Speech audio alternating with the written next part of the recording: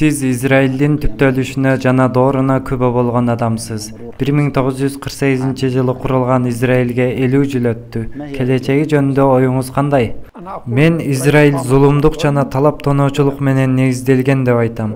Зулумдук жана талаптоноочулук менен орнотулган режимдердин тагдыры кыйрайт. Колундагы бар күч аларга аман калууга жардам берсе дагыбы? Күч түбөлүктүү эмес, эч ким бул дүйнөдө күчтүү бойдон калбайт. Адам алгач наристе, андан кийин бала, андан кийин жаш жигит болуп, анан каары киши болот. Мамлекеттин өмүрү да ушундай, башталыш жана башталыш, бирок баары бир соңу да келет.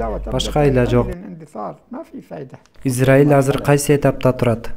Мен Израиль келерки кылымдын биринчи чейрегинде аяктайт деп айтам, иншаллах. Тактап айтканда 2027-жылы Израиль деген бир барлык болбой турганын айтып жатам.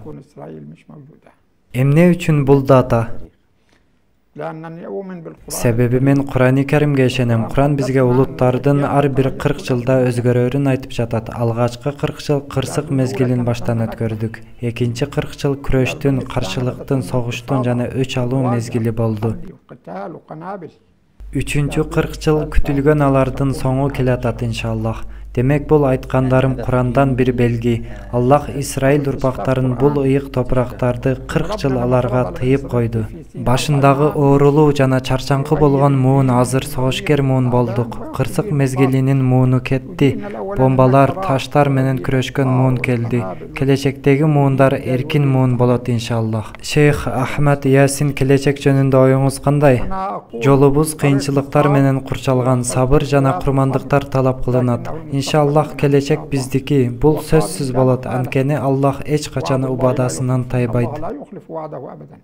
Эл үмүтсүз болуп жатса дагыбы, кеменин капитаны эмес болгон адамдардын үмүтсүз болушу маанилүү эмес. Эгер капитан үмүтсүз болбосо, жолу караңгы болуп турса да, жүрүп жатса, сырттагы адамдар да ошондой болот дайым. Көчөлөрдү айланып көргүлө, абалдын ушундай экенин көрөсүңөр. Кур'ан Мадинада болгон окуядан бүгүнкү күнгө белги берип жатат. Силер алардын чыгаарын ойлогон эмессиңер. Башкача айтканда, мусулмандар, яхудийлер бизди жеңип алышат деп ойлоп жатышкан.